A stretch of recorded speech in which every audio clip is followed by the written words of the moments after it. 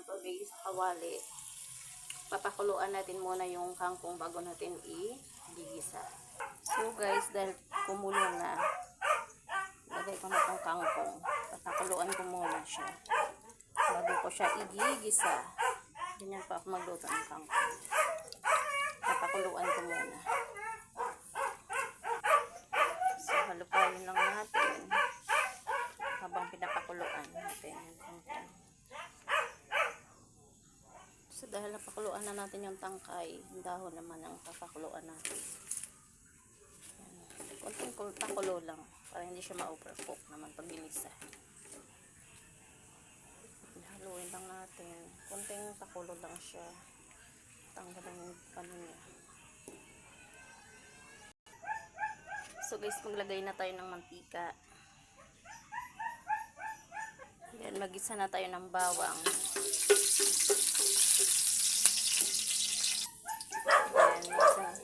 Yan na natin yung sibuyas. Then, yung kamatis. Sa gitna lang.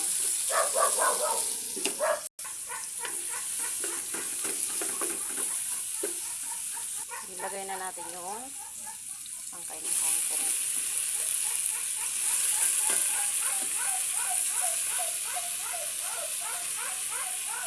Haluin lang.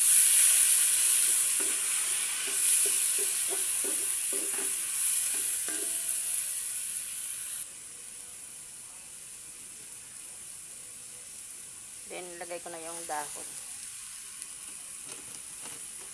Para timpla ko, manood na yung lasa dun sa dahon at saka tangkay bago ko siya timplahan.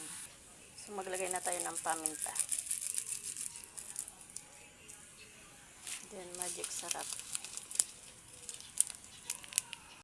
Then, maglagay na tayo ng toyo.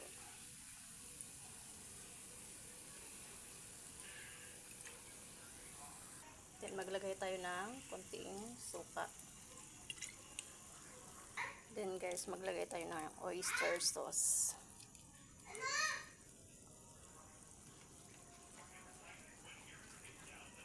Dalawang oyster ilagay natin para masarap.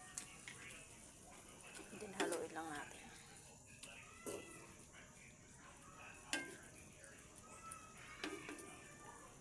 Then, antayin lang natin kumulo. So guys, ayun na, luto ng ating kangkong.